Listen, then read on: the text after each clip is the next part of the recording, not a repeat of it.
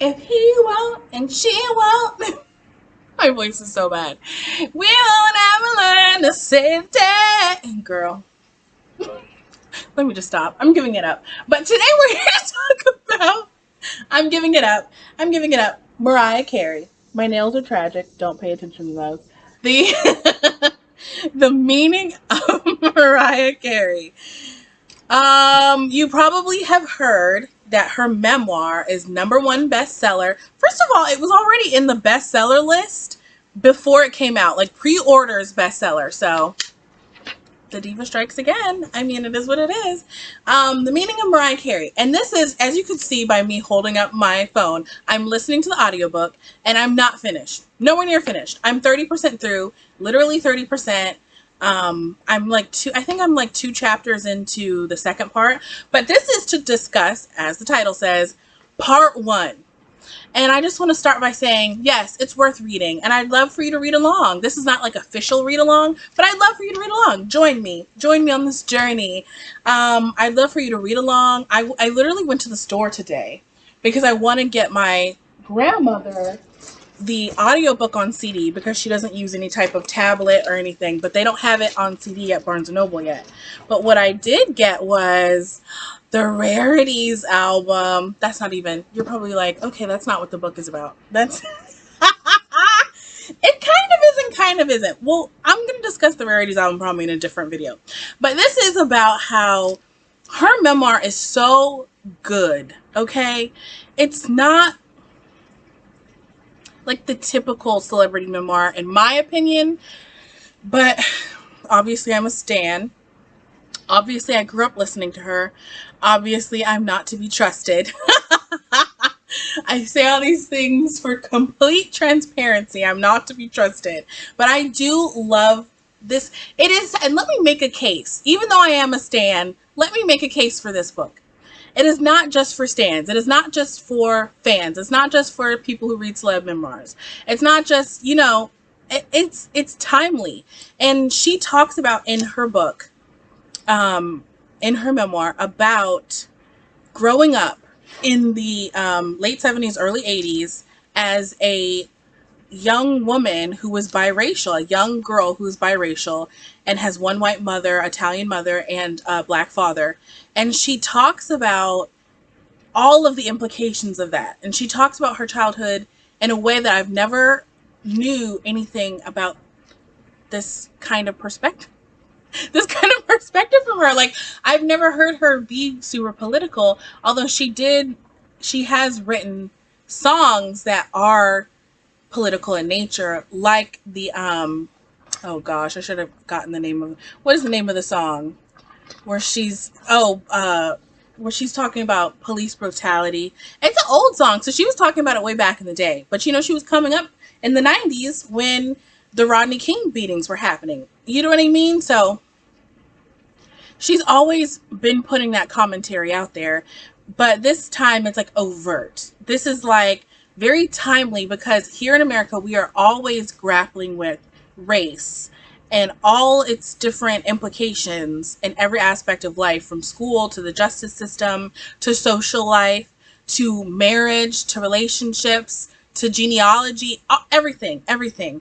So she goes there. She talks about her father. She talks about her mother. She talks about her siblings who are slightly darker in shade than her, and the kind of gap and distance that puts between them and how people treat them and how they understand each other. She talks about hair texture. She talks about her peers bullying her.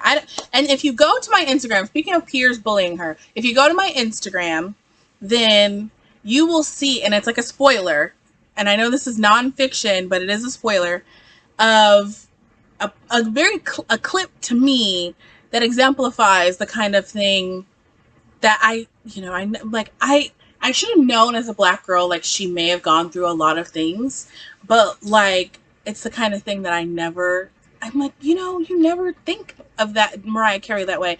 I feel like she's kind of been marketed as like the typical like Grammys. I said this on my Instagram story, she's more than just Grammys and diamonds. Like, she has a lot of depth to her. She has a lot of experiences that she hasn't had the outlet to discuss in great detail like she does in this book, and it's really great. I also want to see her Oprah interview, but I haven't gotten there yet. So she talked about her parents. First of all, her parents were married before Loving v. Virginia, which is the landmark Supreme Court case where an interracial couple was fighting to have their marriage legitimized, and the Supreme Court upheld interracial marriage and overturned all these laws against miscegenation and interracial marriage that were unconstitutional. Okay, let's get to it. Speaking of, my bad singing was in the beginning of this video, and you're probably like, oh, we could have lived without that. What we can't live without is her voice. She sings live in this audiobook, and this is what it's not live, obviously it's a recording, but she doesn't like play a clip from the audio that you've already heard. So you can tell that she's reading out loud her manuscript, and then she like starts singing like in the moment. And like, let's just talk about audiobooks, because I commented on Peter Mon's video the other day, and he was talking about listening to an audiobook and how he started like tearing up because he was so surprised at how emotional it made him. Me too. That's how I felt listening to this. I was like getting emotional listening to this, listening to all the experiences she had, like the experiences with her sister, the experiences she moved so many times, the experience, it's like a layer of things. And then like when she sings lyrics related to her experience, that really brings it to life. I really think the singing brings it to life.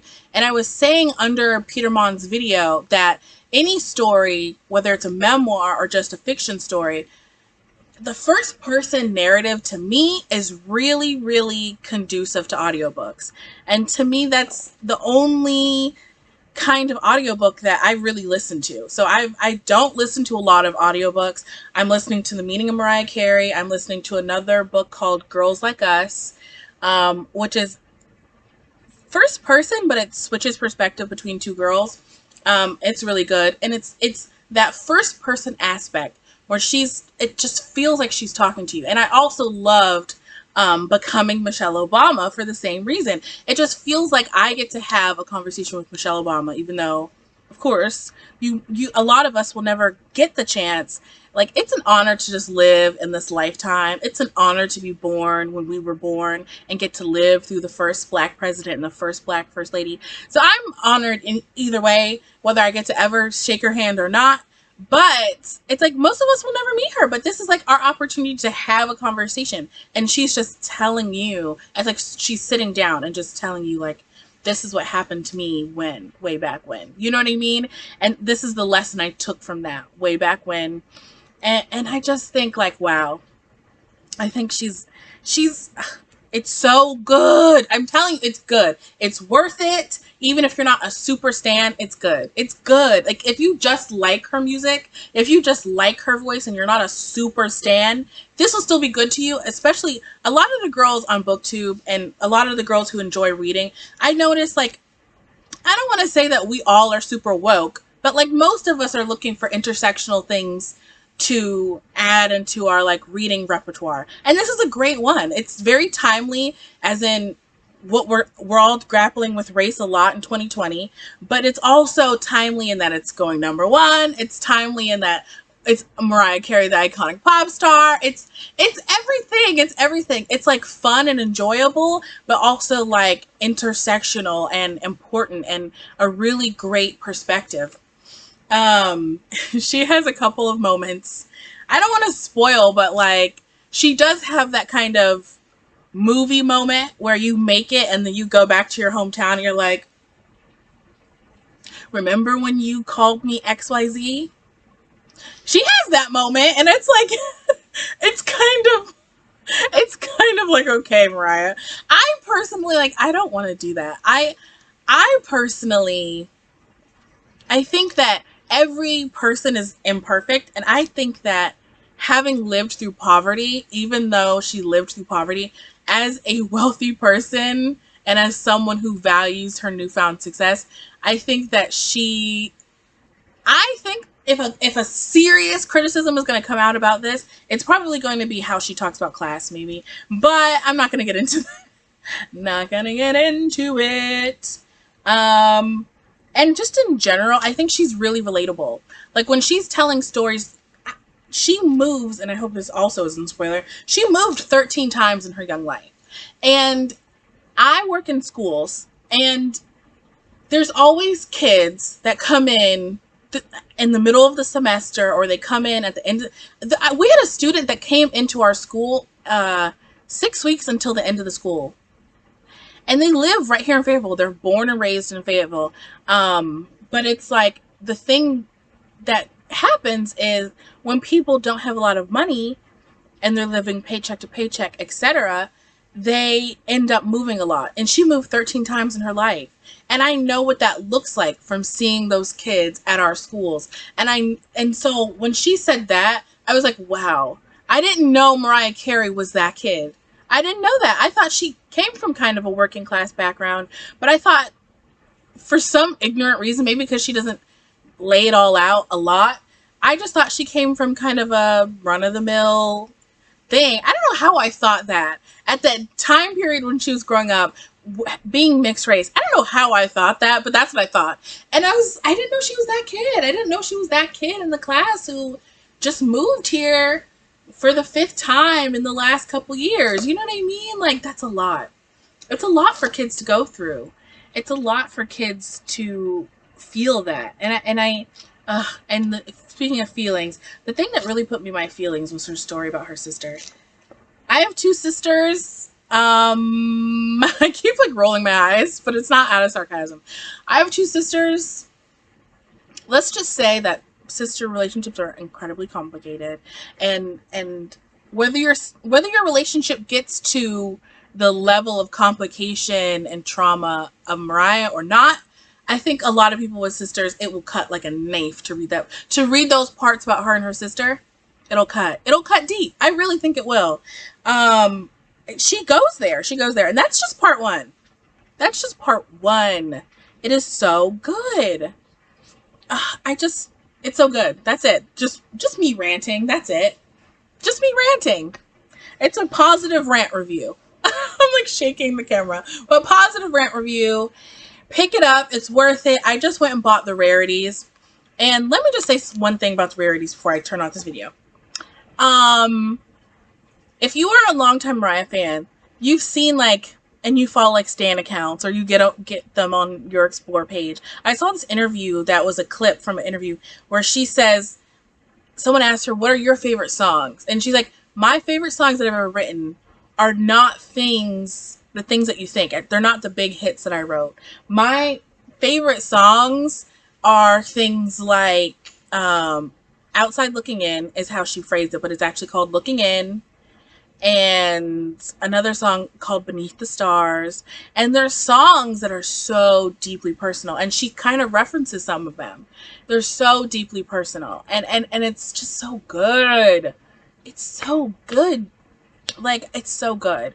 Please go check it out. And the writing is so good. Her songs, and if you're one of those people who isn't a stan, I would genuinely encourage you, check out, I think the rarities is probably going to be like those songs that she talks about that are her favorite songs that people don't talk about a lot.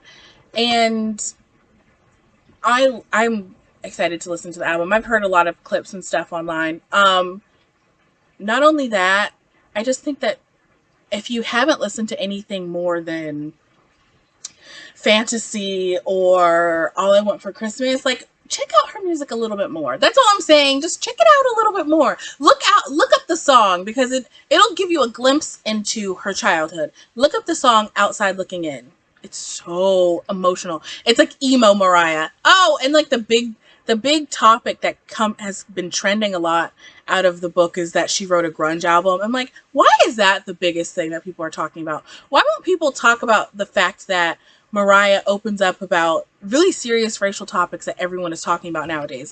Why are we talking about a grunge album? Of course, it's fascinating and interesting, but it's is that our takeaway? Is that the most interesting part? It's not for me, but maybe because I'm a Black female and I can just relate to her on different levels. She talks about bullying, hair texture, clothes, everything. Maybe people don't think that's a big deal, but she talks about not having enough money, all this kind of stuff. These things are kind of a, when you're growing up, these things affect you a lot, and they affect who you are. And I think that her book just does such a great job explaining to people, these are the people around me. This is my background, and this is how this has shaped me and shaped the poetry that I write in my music. Like, honestly, like, and I love this book. Everyone go buy it. Everyone go read it. Everyone listen to it. Listen to it. I really suggest listening to it. The audiobook is excellent. I love it. The end. Bye. Subscribe.